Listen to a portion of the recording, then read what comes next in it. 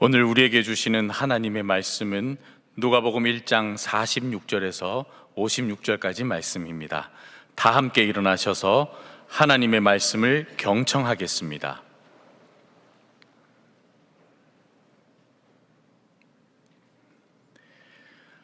마리아가 이르되 내 영혼이 주를 찬양하며 내 마음이 하나님 내 구주를 기뻐하였음은 그의 여종의 비천함을 돌보셨습니다. 보라, 이제 후로는 만세의 날을 복이 있다 일컬으리로다. 능하신 이가 큰 일을 내게 행하셨으니 그 이름이 거룩하시며 긍휼하심이 두려워하는 자에게 대대로 이르는도다. 그의 팔로 힘을 보이사 마음의 생각이 교만한 자들을 흩으셨고 권세 있는 자를 그 위에서 내리치셨으며 비천한 자를 높이셨고 줄이는 자를 좋은 것으로 배불리셨으며 부자는 빈손으로 보내셨도다. 그 종 이스라엘을 도우사 긍휼히 여기시고 기억하시되 우리 조상에게 말씀하신 것과 같이 아브라함과 그 자손에게 영원히 하시리로다 하니라. 마리아가 석 달쯤 함께 있다가 집으로 돌아가니라. 이것은 하나님의 말씀입니다. 아멘. 하나님은 죄로 말미암아 영원히 형벌받을 수밖에 없는 우리 인생을 구원하시는 계획을 가지고 계셨습니다.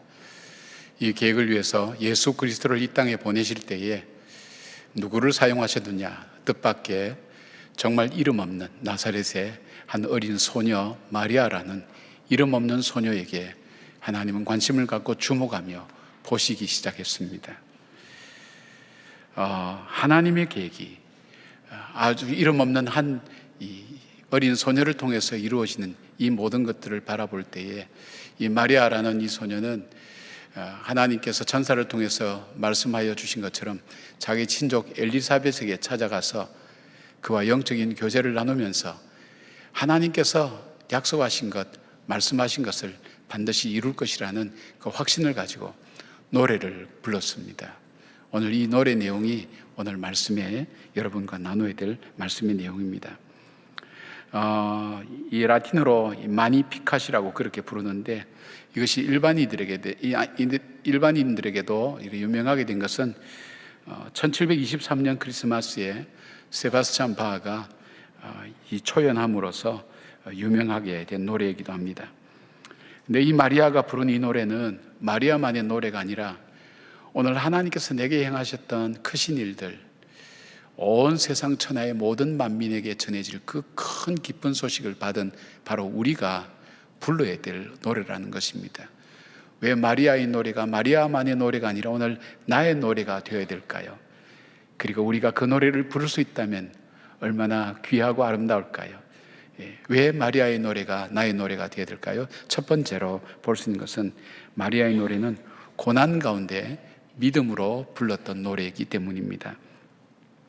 마리아의 노래는 부를 수 없는 상황에서 믿음으로 불렀던 노래지요.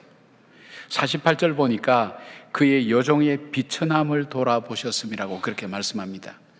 마리아는 자기의 형편과 사정이 지금 비천하다는 표현을 쓰고 있는데 이 비천하다는 표현은 자기의 현실이 비참하고 참담하다는 그런 현실도 될 수 있고 나에게 나를 보는 내 자신이 나는 보잘것없다고 스스로 생각하는 것도 있고 주변의 환경도 희망이 없는 가운데 살아가고 있는 존재라는 것을 이 복합적으로 함축하고 있는 그런 단어이기도 합니다. 그리고 그 개인뿐 아니라 바로 그 공동체를 함께 지칭할 때도 이 표현이 주로 많이 쓰여지고 있습니다. 자기 자신이 비천하다는 거예요. 이 마리아가 누군지 성경은 소개하고 있지 않아요. 예루살렘은 로마의 속국이 되어서 식민지의 한 백성, 불쌍한 백성이 되어 있습니다. 로마의 통치를 받습니다. 그런데 예루살렘에 사는 것도 아니고 아무도 이름 없는 조그만 나사렛이라는 동네에 이름 없는 집에 13살, 14살 정도 되는 이 소녀에게 찾아오신 그 주님, 그 자기 신세를 생각할 때 비천한 거예요. 보잘것없는 거예요. 그가 나중에 기쁨으로 하나님께 감사하고 찬양 노래하는 이유 중에 하나는 비천한 나를 돌아보셨다는 거예요. 아무도 주목할 만한 것이 없는 나를 그 하나님은 주목하시고 은혜를 받은 자여 그렇게 말씀하실 때 그 은혜가 어느 날 갑자기 주어진 것이 아니라 이전부터 너를 주목하여 보아오고 지금도 은혜를 베풀고 앞으로도 은혜를 베풀 바로 그 하나님이라는 그 고백을, 그 말씀을 듣고 이 고백의 찬양을 부르게 됩니다. 그만큼 자기는 비천한 가운데 있다, 그렇게 얘기합니다. 한번 생각해 보십시오. 그 당시의 문화로는 이 13살, 16살 되는 여자아이가 임신을 했으니까, 게다가 이 남자가 누군지도 알지 못해요. 그래서 심지어는 자기도 못 믿어서 천사에게 묻습니다. 나는 남자도 알지 못합니다. 그런데 어떻게 이런 일이 나에게 일어납니까? 그럴 때에 하나님께서 천사를 통해서 말씀하시죠. 하나님이 하신 일은, 하나님의 말씀은 능치 못함이 없다고 그렇게 말씀하실 때 그 말씀을 그대로 받아들입니다. 어쩌면 내가 그 당시 문화로는 돌멩이에 맞아 죽을지도 모르는 현실, 성령으로 잉태했다 그럴 때에 누가 믿겠으며 누가 받아들이겠는가? 그리고 자기의 미래는 어떻게 될까? 지금 처한 현실을 보면 아무리 봐도 희망이 보이지 않습니다. 그래서 그 친족 엘리사벳을 찾아가서 그와 함께 그 사실들을 나눌 때에 그 엘리사벳이 그랬어요. 정말 하나님이 행하신 일을 믿는 너는 참 복되다고 그 축복했어요. 그 축복을 받고 믿음으로 올려드렸던 노래가 바로 이 마리아의 노래라는 것입니다. 비천한 여종, 이 48절 시작이 헬라 원어에는 나오는데 왜냐하면이라는 이 접속사를 써서 나옵니다. 호티라고 그렇게 쓰고 있죠. 그러나 나는 비천한 여종인데 만세에 자신을 복 있는 여인이라 불려질 수 있는 이유는 그 왜냐하면 그것은 하나님께서 자기를 돌아보셨기 때문이라고 그렇게 믿었습니다. 그리고 하나님께서 그 일을 행하시고 지금도 은혜를 베푸시는 분이라는 그 믿음이 그로 하여금 비천한 가운데서, 노래를 부를 수 없는 가운데서 하나님을 찬양하는 노래를 부르게 된다는 것입니다. 여러분, 세계에서 가장 큰 생물은 자이언트 세콰이어 나무라고 그렇게 합니다. 이 나무는 높이가 100m까지 자라고 지름이 12m, 그리고 둘레가 37m 정도 된 큰 나무인데 수명이 어떤 거는 3200년쯤 된다고 합니다. 적설량이 많은 고산지대에는 바로 이 나무에게 몇 가지 생존 전략이 있는데 키가 크고 가지가 적고 부드러워야 한다는 것입니다. 세콰이어 나무는 모든 조건을 다 가지고 있습니다. 근데 세콰이어 나무가 미국에 가면 이 세콰이어 국립공원이 있거든요. 처음부터 여기에 이렇게 많은 산림이 형성된 것은 아니라고 합니다. 근데 이 나무가 어떻게 해서 번식하는지를 사람들이 잘 모를 때에는 이거 어떻게 할까 했어요.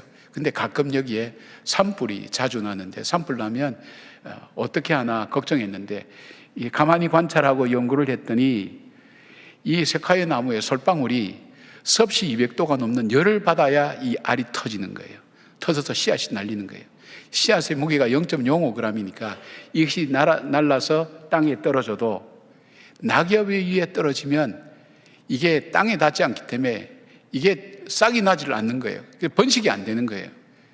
그런데 이 산불이 나서 낙엽을 싹 태우고 나면 그 열기로 이 씨앗이 터집니다. 솔방울이 터지고 씨앗이 떨어져서 땅에 떨어져서 더 성장하게 되고 크게 된다는 걸 뒤에 알게 됐습니다. 그런데 이 조사를 해봤더니 세콰이어 나무가, 이 나무 두께가, 나무 껍질이 1m 정도 되는데 수분을 머금고 있기 때문에 불에 타지 않는다는 거예요. 잘 타지 않는다는 거예요. 어떤 나무는 성장할 때까지 80여 차례의 산불을 겪고도 살아남고 굳굳하게 서 있다는 거예요. 그러면서 이 숲을 엄청나게 이루었어요. 그래서 이것을 알고 난 다음에 이 세콰이어 국립공원에서는 1년에 한 차례 정도씩 일부러 산불을 지른다고 합니다. 여러분, 우리가 어려운 일, 힘든 일을 만나면 산불가처럼 나에게 정말 불같은 시험이 오고 힘들고 어려운 일 올 때 우리는 어떡하나 걱정이 되고 염려가 되지만, 그러나 이 산불, 이것을 통해서 생명을 발화시키는 하나님의 놀라운 자연의 법칙처럼 오늘 고난과 시련이 우리 삶 속에 있지만 하나님께서 우리를 한 번도 그 은혜에서 거두어 가신 적도 없고 은혜 가운데 우리를 지키시고 동행하시고 함께 하셨다는 그 약속의 말씀을 우리가 믿음으로 받아들일 때 불같은 시험 많으나 겁내지 맙시다. 구주의 능력과 구주의 은혜가 나와 함께 하시니 내가 이기고 남겠네, 그 고백을 부르며 이 노래를 부를 수 있게 되는 것입니다. 사랑하는 여러분, 우리의 현실이 어려운 분들이 적지 않습니다. 지금 가족 간의 갈등도 있고 직장의 문제, 사업의 문제도 심각합니다. 여러 가지 어려운 문제들이 우리의 삶에 있지만 내 형편과 내 상황을 보면 비천하다는 표현이 맞을 수도 있을지도 모르겠습니다. 그러나 하나님의 은혜가 나와 함께 한다고. 왜냐하면 내가 이 노래를 부르는 것, 왜냐하면 하나님이 나를 주목하여 보신다고, 나를 살펴주신다고, 그 은혜를 나에게 거두지 아니하시고 아무도 관심 갖지 않는 나를 하나님의 자녀 삼으시고 하나님께서 큰 일을 나를 통해서 일을 하신다는 그 믿음의 고백이 마리아로 하여금 노래하게 한 것입니다. 우리가 기쁠 때만 노래할 수 있습니까? 어떤 사람이 조사를 해봤더니 우리가 일평생 70평생으로 살펴볼 때 정말 진심으로 아무 걱정 없이 기뻐할 날이 27일 정도밖에 되지 않는다고 그럽니다. 근심과 걱정이 우리의 삶에 가득 차고 있을 때 감사의 노래를 부르고 찬양을 부를 수 있는 사람이 몇 명이나 되겠습니까? 그럼에도 불구하고 그 하나님은 지금도 나를 버리지 않고 나와 함께 계시고 그 은혜를 베푸시고 지금까지 에베네셀의 하나님, 나를 지켜오시고 여기까지 인도하신 그 하나님이 나와 함께 하신다는 그 믿음을 내가 마리아처럼 받아들이게 될 때에 노래할 수 있게 되는 겁니다. 하나님의 크신 은혜를 노래하는, 바로 마리아의 노래가 여러분의 노래되는 놀라운 은혜가 있기를 바랍니다. 두 번째, 마리아의 노래가 나의 노래가 되어야 될 이유는 이 마리아의 노래 속에는 바른 신앙 고백이 담겨져 있기 때문입니다. 46절 보니까 내 영혼이 주를 찬양하며, 47절 보니까 내 마음이 하나님 내 구주를 기뻐하였음은 이라고 평행대꾸를 이루면서 계속 말씀이 시작됩니다. 그런데 이 두 절 말씀 속에서 볼 수 있는 것은 하나님은 나의 구세주 되십니다 하는 고백과 하나님은 내 인생의 주인 되십니다 하는 주인이라는 그 고백을 함께 담고 있어요. 우리가 하나님께 드려야 될 바른 신앙 고백, 우리가 예수를 믿게 되면 반드시 통과해야 될 아주 좁은 문이 있어요. 그 문이 뭔가 하면 예수 그리스도께서 나의 구세주 되신다는 고백과 그 주님은 십자가에서 돌아가셨지만 부활하셔서 지금 살아계셔서 내 인생의 주인이 되시고 나를 통치하신다는 사실을 믿는 그 고백이 바로 나로 하여금 그리스도인이 되게 하는 첫 출발이 된다는 것입니다. 여러분, 우리가 아무리 신앙생활을 오래 하고 교회 여러 가지 일도 열심히 하고 하지만 이 고백의 문제가 해결이 안 되면 그리스도인이 아닙니다. 그리스도에 속한 사람이 아닙니다. 왜냐하면 이 고백을 통해서 비로소 주님과 나와의 관계가 드디어 시작되기 때문입니다. 이 고백이 없으면 교회에 대해서 많이 알고 예수님에 대해서 많이 알지만 사실은 내 삶에 아무런 영향을 주지 못하고, 그리고 주님과의 관계가 시작되지가 않습니다. 시작되어야 뭐가 자라든지 성장하든지 변화가 있는데 그게 전혀가 없습니다. 베드로가 마태복음 16장 보면 여러분 고백했던 것이 있지 않습니까? 주는 그리스도시오 할 때 이 주라고 하는 것은 헬라어 2인칭 수라고 하는 인칭 대명사입니다. 쉽게 말하면 당신이라는 것은 나라는 걸 전제로 합니다. 그러니까 이 베드로의 고백은 지금 내 눈앞에 있는 예수님 당신은 이 뜻입니다. 그 주님은 여기서부터 관계가 형성되는 거예요. 그 관계는 내 삶을 변화시킵니다. 그 관계는 내 운명을 바꿉니다. 그 관계는 나로 하여금 축복의 삶으로 들어가게 만듭니다. 거기에서 주는 그리스도시요 살아계신 하나님의 아들이라는 그 고백을 합니다. 우리가 일생을 살면서 수많은 말을 하고 살지만 주님께서 우리가 수많은 말 다 들으신다 그랬어요. 무익한 말을 하더라도 다 심판날에 심판 대상이 된다 그랬어요. 우리 말을 다 들으시는 거예요. 들으시는 우리의 말 중에 가장 듣기를 원하시는 말씀이 바로 주는 그리스도시요 살아계신 하나님의 아들이라는 이 고백입니다. 왜냐하면 이 고백 위에 내 교회를 세우겠다고 주님께서 말씀하셨어요. 여러분, 이 고백이 있어야 교회가 시작됩니다. 교회가 뭡니까? 지금 이런 교회가 아니라 우리 자신이 교회예요. 내 삶 속에 주님을 모신 삶이 이 고백과 더불어 시작되기 때문입니다. 바로 내 삶 가운데 주님께서 교회를 세우신다고 했어요. 이 교회 시작이 이 고백으로 시작되기 때문에 이 고백은 굉장히 중요한 신앙 고백입니다. 마리아가 12살, 13살 되는 그 어린 소녀가 이런 깊은 신학적이고 영적인 통찰력을 가지고 어떻게 이 구세주를 고백할 수 있었을까요? 성령의 인도하심입니다. 바른 고백을 할 수 있었어요. 또 이 고백은 어떤 겁니까? 이 고백이 중요한 이유는 주의 역사가 일어나는 고백이기 때문입니다. 요한복음 11장에 보면 주님이 자주 방문하셨던 나사로의 집에 나사로가 죽었습니다. 나사로가 죽은 지 나흘 될 때에 예수님이 가셨어요. 그러니까 마르다가 나와서 주님이 살아 계셨으면 우리 오라버니가 죽지 않았을 거라고. 그런데 예수님께서 내가 부활을 믿느냐, 다시 살아날 줄 믿냐? 예, 마지막 때는 그럴 줄 믿습니다. 아니, 그것이 아니야. 나는 생명이요 부활이니 나를 믿는 자는 죽어도 살겠고 살아서 나를 믿는 자는 영원히 살리라고 그렇게 말씀합니다. 그리고 무덤으로 갔는데 마르다가 얘기합니다. 주님, 죽은 지 나흘이나 돼서 벌써 냄새가 납니다. 그럴 때 네가 내 말을 믿느냐? 그 말씀 뭡니까? 네가 고백했던 것. 마르다가 그때 고백을 했거든요. 주는 그리스도시요 살아계신 하나님의 아들입니다. 그 고백. 다시 오시는 하나님의 아들입니다. 그 고백. 그 고백을 들으시고 난 다음 주님은 나사로를 살리셨어요. 이 고백을 통해서 하나님은 귀한 역사를 이루어갔습니다. 여러분, 이 고백이 삶 속에 들여질 때 하나님의 역사가 일어납니다. 죽은 나사로가 부활하는 역사가 일어나듯이 내 삶 속에 죽어가는 심령이 살아있는 것 같지만 영은 죽어가는 내 영이 살아납니다. 어떨 때에 이 고백이 나의 삶 깊은 곳으로부터 주님 앞에 들여질 때 말입니다. 마리아의 고백이 정말 돋보이고 귀중한 이유가 있어요. 그 당시에는 로마가 통치하고 있어요. 당시에 미리안이라는 비문을 바라보면 로마 황제를 이렇게 표현했습니다. 신이신 아우구스투스 케사르, 신의 아들, 땅과 바다의 최고 지배자, 전체 세상의 시혜자요 구세주, 그렇게 불렀어요. 절대 권력의 힘이 존재하는 살벌하고 두려운 권력의 통치가 이루어지는 그 상황 속에서 많은 사람이 그 삶을 통해서 바로 이 황제가 신이라는 그런 어떤 이 사상과 그리고 문화가 삶 속에서 깊게 나타나고 있는 그 가운데서 우뚝 서서 혼자 고백하는 겁니다. 아닙니다. 나를 구해 주실 분은, 나를 구해 주시는 분은 바로 하나님 그분입니다. 예수 그리스도입니다. 그리고 그분은 살아 계셔서 내 인생의 주인입니다. 내 삶의 주인입니다. 그 고백을 드린 거예요. 얼마나 귀한지 알 수가 없습니다. 로마 황제가 구세주요 주님이라는 것을 공식적으로 인정되는 세상 속에서 마리아는 자기의 영혼과 마음이 하나님을 향해 구세주와 주님으로 고백하며 찬양하였던 것입니다.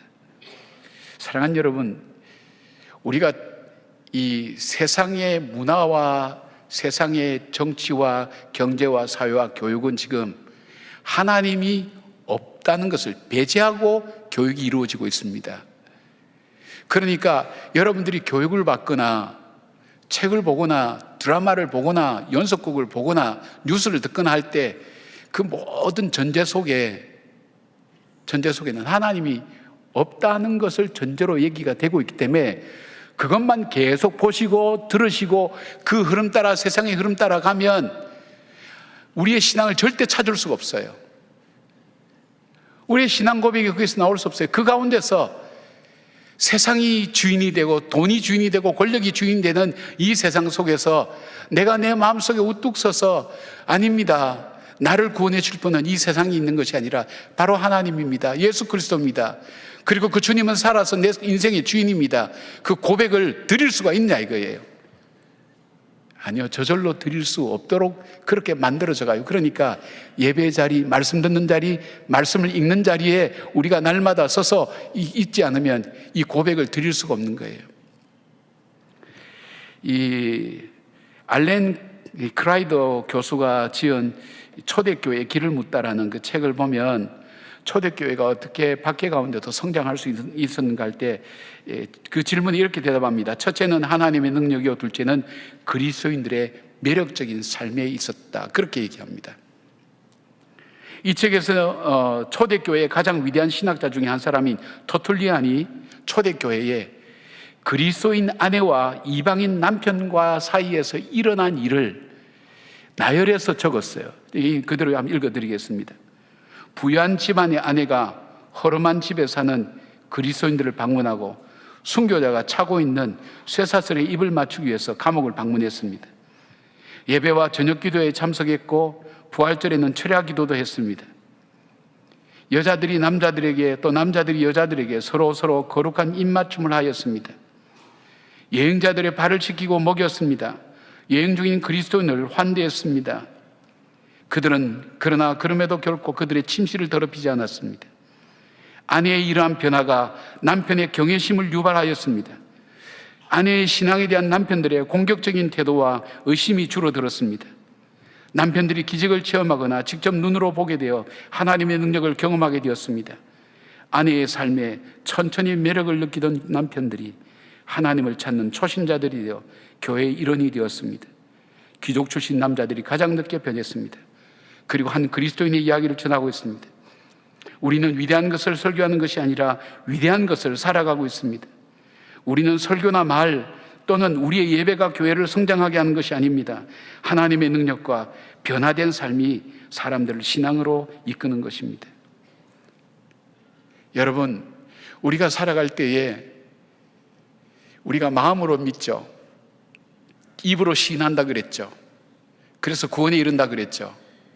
그러나 그것으로 끝나는 것이 아니라 그것이 삶 가운데 구체적으로 나타나는 삶이 아니면 말씀드린 것처럼 물질 사용과 시간 사용과 인간관계 속에서 구체적으로 생활 속에서 이것이 나타나지 않으면 의미가 없다는 거예요.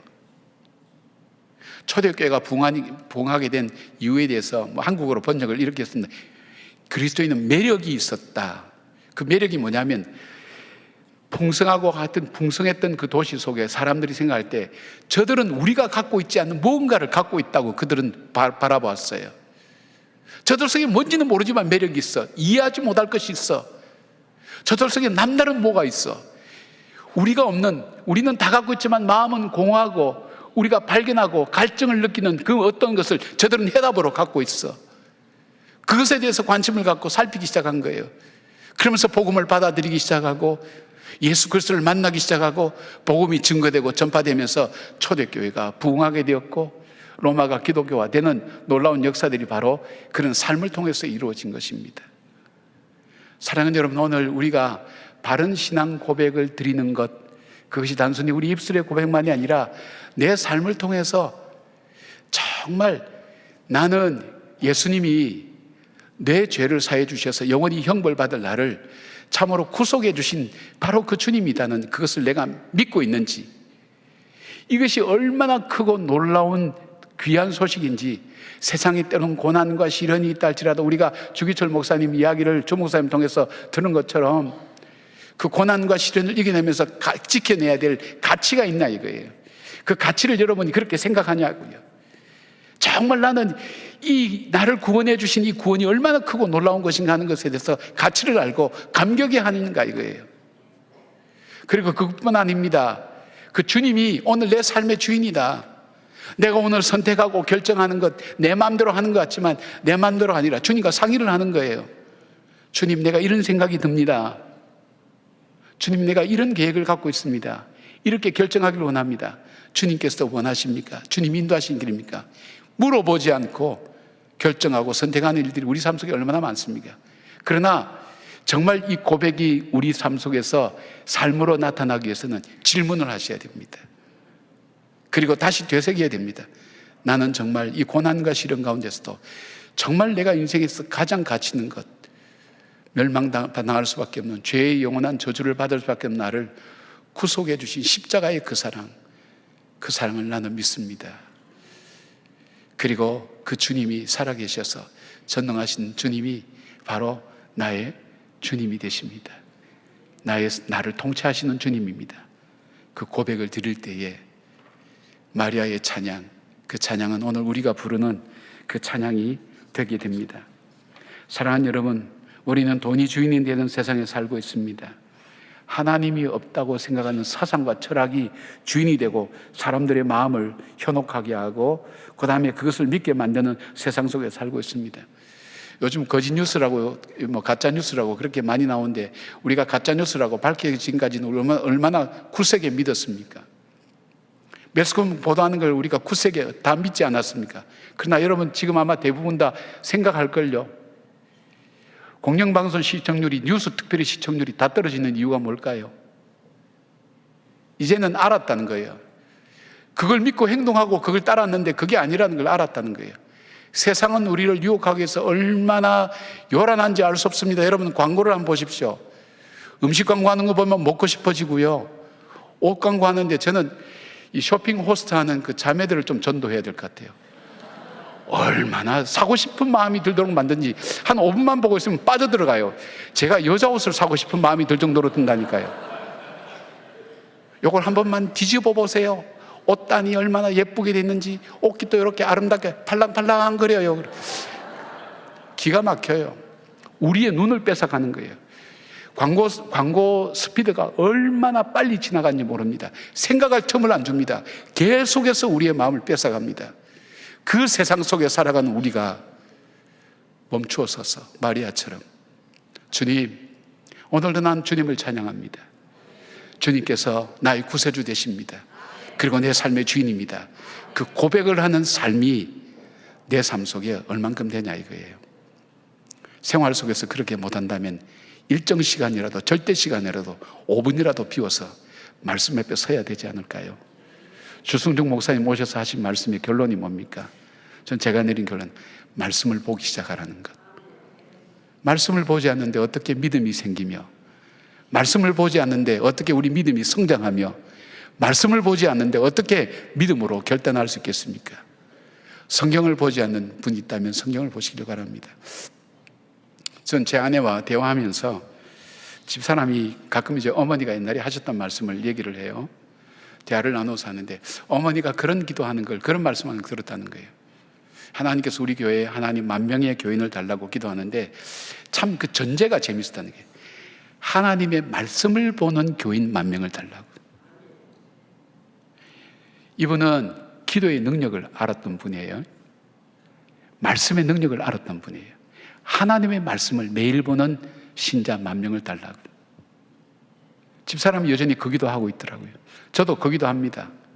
수많은 사람이 모인 것이 아니라 하나님 말씀을 읽고 그 말씀의 거룩한 영향력을 받아서 그 말씀으로 내가 채워지고 그 말씀으로 충만해져서 하나님 앞에 이 세상 속에서 하나님의 자녀임을 증거하며 나타내는 삶을 살기를 원하는 주의 백성들, 거기에 참 소망이 있고 산 소망이 있다는 것을 믿음으로 고백하며 살아가는 바로 그 성도들이 모일 때에 하나님의 역사가 일어나는 것입니다. 구원의 역사가 일어나고 기적과 이적의 역사가 일어나는 것을 보게 됩니다. 마리아의 노래, 마리아만의 노래가 아니라 오늘 내가 불러야 될 신앙 고백의 노래임을 기억하면서 그 고백을 찬양하며 올려드리는 저와 여러분 되기를 바랍니다. 마리아의 노래를 나의 노래로 불러야 될 세 번째 이유가 있다면 온전한 찬양을 드리기 때문입니다. 여러분, 온전한 찬양이라는 것은 두 가지 조건이 있어요. 첫째는 우리 마음의 자세예요. 마음이에요. 마음. 이 마리아의 노래 처음인 46절은 이렇게 시작됩니다. 46절, 내 영혼이 주를 찬양하며, 47절, 내 마음이 주를 찬양하며, 이렇게 되어 있죠. 내 영혼이, 내 마음이, 단어는 달라요. 그러나 히브리적 표현이에요. 강조하는 거예요. 그러니까 나의 온몸과 마음과 영혼을 다해 주님을 찬양한다. 이 찬양의 대상이 있다는 거예요. 주님을 찬양한다. 내가 기뻐서, 내가 즐거워서 그런 게 아니에요. 바로 이 주님을 찬양한다. 여러분, 찬송 부를 때에 내가 앞에 가사를 보고 따라는 부르는데 생각은 딴 데 가본 적 없나요? 아마 대부분 그러실걸요. 제가 그래서 여러분이 그렇다고 그렇게 생각하는데, 그러다가 옛날에는요, 이 자막이 안 나올 때는요, 2절에서 2절을 불렀는지 4절을 불렀는지 3절을 불렀는지 몰라가지고 3절 불러야 될 때 4절 가는 경우고, 사회 볼 때 그런 일이 종종 있었어요. 저만 그런 줄 알았더니 목사님들이 종종 그러더라고요. 딴 생각하는 거예요. 어떻게, 그 다음 어떻게 순서가 어떻게 되지 생각하니까 딴 생각하는 거예요. 여러분 한번 생각해 보세요. 내가 그 찬양의 그 가사에 집중해서 거기에 내 마음을 다해서 그 하나님을 높이는 그 마음 중심 가지고 드려봤나요? 기도 드릴 때 여러분 어떻게 해요? 내 말로는 기도를 하는데 생각은 딴 생각 들 때가 없나요? 왜 하필 그때에 저 불의에 뭐 얹어놓은 것이 생각납니까?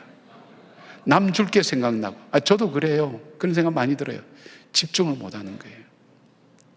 마리아는 온 영혼을 다해서 주 앞에 온전히 드린 찬양, 주님이 받으신 찬양, 그리고 찬양의 내용이 있어요. 찬양의 내용이 말씀드린 것처럼 제일 먼저 찬양의 내용 속에 포함되어 될 것이 있다면 이 찬양의 대상에 대한 고백이에요. 여러분, 마리아는 오늘 찬양의 대상인 하나님을 거룩하신 하나님, 49절 보니까 거룩하신 하나님이면서 54절 보니까 긍휼하신 하나님을 고백합니다. 하나님에 대한 완전한 고백입니다. 거룩하신 하나님은 정의의 하나님입니다. 그리고 죄를 심판하시는 하나님입니다. 심판주 하나님입니다. 여러분, 심판주 하나님 앞에 우리의 삶이 심판이 없을 것 같습니까? 하나님은 심판의 사인을 이 땅에 심어두었어요. 계속 술을 많이 먹고 매일 술 먹는 시간, 술 먹는 양을 늘려나가면 간이 상하면서 죽습니다. 작은 심판입니다. 여러분, 우리가 밤에 잠잘 때 아무 의식 없이 자지 않습니까? 무슨 생각합니까? 우리도 언젠간 이렇게 영원히 잠들 때가 있다는 걸 우리에게 알려주는, 하나님의 작은 심판을 알려주는 신호라고 생각해 본 적 없습니까? 우리의 삶 전체를 통해서 심판하실 그날, 그 하나님 앞에 우리가 당당하게 설 수 있나요? 우리의 심령 골수까지 쪼개보시는 하나님 앞에, 내 마음의 생각까지도 다 보시는 주님 앞에 우리가 나는 바르게 살았습니다 얘기할 분이 여기 누가 계신가요? 우리가 여러 사람이 있을 때 하는 행동하고 혼자 있을 때 하는 행동 다르잖아요. 내가 말하는 거하고 내가 생각하는 거 다르잖아요. 하나님은 그 마음의 생각까지 골수까지 쪼개보신다는 거예요. 내가 생각하는 것 그 전까지 무엇이까지도 주님은 보신다는 거예요. 그 하나님 앞에 온전히 심판받기 위해서 설 때 담대하게 설 수 있는 사람 없나요? 아무도 없어요. 그래서 연구하면 연구할수록 절망하는 거예요. 누구에 대해서? 나에 대해서 절망하는 거예요. 나에게는 희망이 없다는 것. 그것이 신앙의 시작이에요. 그러나 마리아는 그런 하나님만 아니라 긍휼의 하나님을 노래하고 있습니다. 긍휼의 하나님은 어떤 하나님입니까? 죄로 말미암아 영원한 형벌 받을 바로 우리들을 긍휼히 여기셔서, 얼만큼 긍휼히 여기셨으면 그 죄값을 치르기 위해서 자기 아들을 십자가에 못 박아서 그 속량했다는 거예요. 우리의 죄의 모든 더럽고 무거운 것을 다 치루었다는 거예요. 이 테텔레스타의 십자가에서 다 이루었다 하시는 건 뭐냐면 이 상업적 용어입니다. 내가 빚을 다 갚았다는 거예요. 다 치루었다는 거예요. 그 긍휼하신 하나님이, 그 긍휼하신 하나님 때문에 오늘 우리가 기도할 수 있는 거예요. 긍휼하신 하나님이 계시기 때문에 우리가 하나님 앞에 나올 때도 별로 이렇게 힘들게 하지 않고도 나올 수 있는 거예요. 왜요? 우리의 형편과 처지를 아시기 때문에, 우리의 상황을 아시기 때문에 그 하나님, 그리고 그 하나님을 묵상하게 될 때 우리가 눈물이 흐르고 우리 마음에 감동이 오는 것은 아무도 모르는 나를 그 주님은 알고 계신다는 것, 듣고 계시고 보고 계신다는 것, 바로 그 긍휼한 하나님을 찬양하고 있는 것을 봅니다.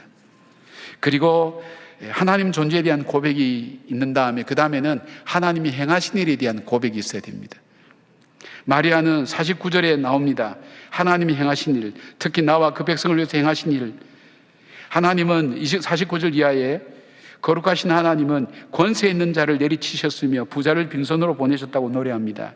여기에 권세 있는 자와 부자의, 이거는 이 용어 자체에 대한 것이 아니라 공통적인 것은 교만한 겁니다. 내가 하나님이 되어서 내가 내 인생 마음대로 생각하고 내 때로 결정할 수 있다고 생각하는 사람의 그 교만을 꺾으시고 흩어버리고 그리고 버리신다고 그렇게 말씀합니다. 그렇게 고백합니다.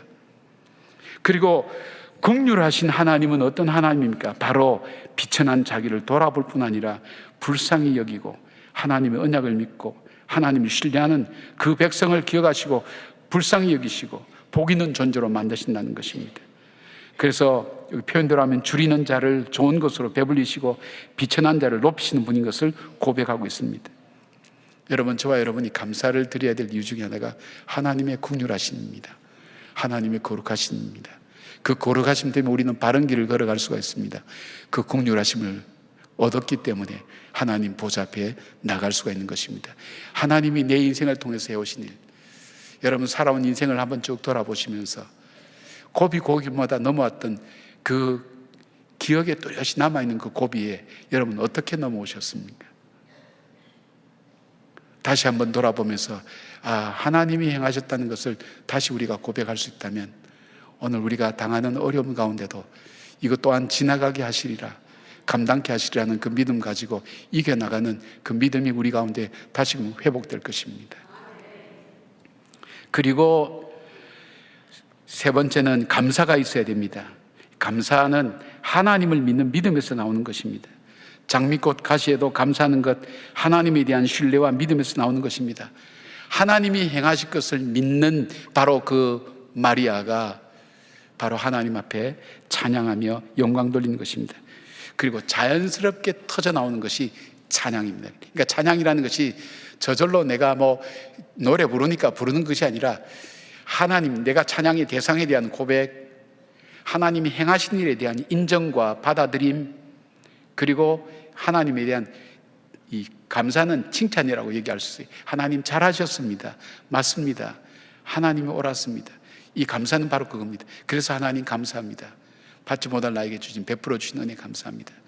그럴 때에 자연스럽게 내 속에서 터져 나오는 것이 찬양입니다. 이 찬양 들으신 여러분 되길 바랍니다. 온전한 찬양, 그 찬양을 드린 마리아이기 때문입니다. 복음성가 가수 중에 소영진 씨라는 분이 있습니다. 이분은 젊은 나이인 25살 때 만성골수성 백혈병으로 시한부 진단을 받습니다. 25살 된 젊은이에게 너 백혈병으로 이제 죽게 된다, 그렇게 판정을 받게 됩니다. 여러분, 혹시 여러분 중에도 그런 경험이 있는 분이 있을 거예요. 의심해서 병원에 갔더니 암이라고 진단받아서 치료하는 교인들 우리 얼마나 많습니까? 처음 그 얘기 들을 때 충격이 얼마나 컸을까요? 어떻게 해야 될지를 알지 못했죠. 어떻게 그래서 병원에서 이제 시킨 대로 치료를 받죠. 치료를 받다가 마커스라는 차임팀에 들어갔는데 거기서 한 형제를 만나서 사랑을 고백받고 자기 형편을 얘기했는데도 불구하고 결혼하자고 해서 결혼을 했습니다. 결혼하고 보니까 이 아이를 갖고 싶은데 병원에서는 젊기 때문에 조혈모세포 이식 수술을 권유합니다. 그런데 하나의 어려움이 뭐냐면 평생 아기를 갖지 못한다는 겁니다. 그래서 치료를 중단하고 조혈모세포 그 치료를 받지 않고 바로 아기를 갖기 위해서 노력했습니다. 1년 동안 준비했지만 아기는 생기지 않았습니다. 그래서 이제 아기를 접고 이제는 치료를 계속해야 될 때 임신이 되었습니다. 딸을 임신하게 되었습니다. 근데 그 의사 얘기가 만약에 약을 끊고 바로 임신하면 기형아가 그렇게 태어난다고 해서 바로 임신 안 된 것도 은혜라는 걸 뒤에 알았습니다. 그리고 딸을 순산했습니다. 근데 병원에서 들려온 얘기, 아이의 귀가 문제가 있는 것 같다고. 그 얘기를 듣는 동안 10년 동안 자기가 아팠던 것은 아무것도 아니고 나로 인해서 이 아이에게 원치 않는 어려움을 주고 있구나 하는 그 죄책감이, 엄마의 죄책감이 들어오면서 견딜 수가 없었다고 합니다. 그러면서 자기가 할 수 있는 것은 모유 수유를 하면서 아이의 귀를 잡고 하나님 앞에 계속 울면서 기도했습니다. 그렇게 울면서, 그러니까 정말 온 마음과 온 정성을 다해서 기도하는 거죠. 자기의 삶을 다해서 뼈를 깎는 기도를 하는 거죠. 그때 하나님의 음성이 자기 마음속에 들려왔습니다. 너 인생을 인도하는 것이 누구냐? 이 아이의 인생을 인도하는 것은 너가 아니라 나다. 그 응답을 받고도 자기가 확신을 못했어요. 여전히 불안하고 두려웠습니다. 여전히 걱정이 되었습니다. 한 달 뒤에 다시 검사를 하면서 아이가 정상이라는 판정을 받게 되었을 때 그때서야 자기의 모든 걸 내려놓았어요. 인생이라는 게 내 손에 달려있는 게 아니구나. 그러면서 자기가 지난날 쭉 돌아볼 때 자기가 시한부 판정을 받고 신약이 개발되었고 그 약을 쓸 수 있었고 바로 의료보험이 되면서 치료비가 들어가지 않고 치료받을 수 있었고 가장 절망적일 때에 형제의 사랑을 고백받으면서 결혼할 수 있게 되었고, 불가능하다고 생각했는데 기형아를 낳을 뻔했는데 바로 아이가 생기지 않는 그 실망과 좌절이 연속되었지만 그것이 축복이었다는 것을 깨닫게 됩니다. 그리고 은혜였다는 것. 이 아이를 붙들고 기도할 때 내 기도에 응답하신 하나님. 그래서 그 감격을 가지고 그 터져나오는 찬양을 글로 적었어요. 그 가사가 이렇습니다. 은혜 아니면 살아갈 수가 없네. 호흡마저도 다 주의 것이니 세상 평안과 위로 내게 없어도 예수, 오직 예수뿐이네. 지금은 완치되어서 찬양사역자로 하나님을 계속 찬양하고 있습니다. 여러분, 인생은 우리 손에 달려있지 않습니다. 이것을 깨달을 때 사람은 겸손하게 됩니다. 교만을 내려놓게 됩니다. 맞습니다. 주님, 나에게 내 인생은 달려있지 않습니다. 하나님께 있습니다. 그리고 겸손하게 하나님의 도움을 구하게 되는 겁니다. 그리고 바로 이 마리아의 노래를 부르게 됩니다. 내 손에 달려있지 않음에도 불구하고 나보다 훨씬 더 나를 복되고 아름답게 여기시는 그 하나님의 은혜가 오늘도 내 삶 속에 머물러 있다는 것. 내 고통보다도 크신 하나님, 내 낙심보다도 더 풍성하신 하나님의 은혜, 그 은혜가 내 삶 속에 머물러 있다는 그 고백을 가지고 이 노래를 부를 수 있게 되는 것입니다. 여러분, 오늘 가셔서 마리아의 노래를 한번 쭉 다시 한번 읽어보시기 바랍니다. 그리고 하나님, 나의 노래가 되기를 바랍니다. 나의 고백이 되기를 바랍니다. 마리아가 받은 그 놀라운 하나님의 행하심의 축복이 바로 저와 여러분의 축복이 되기를 바랍니다. 여러분 때문에 이 시대가 복을 받는 귀한 역사가 있기를 주 이름으로 축원합니다. 아멘. 기도하겠습니다. 그가 이스라엘 집에 베푸신 인자와 성실을 기억하셨으므로 땅끝까지 이르는 모든 것이 우리 하나님의 구원을 보았도다. 주님, 200도가 넘는 산불의 열기가 우리 삶 속에 펄펄 넘쳐서 어떻게 해야 될지 알지 못합니다. 무엇부터 해야 될지, 어떻게 헤쳐나가야 될지 알지 못하는 가운데서 마리아는 이 노래를 불렀습니다. 주님, 이 노래가 마리아의 노래가 아니라 나의 노래가 되게 하여 주시옵소서. 마리아의 노래를 나도 부르게 하여 주시옵소서.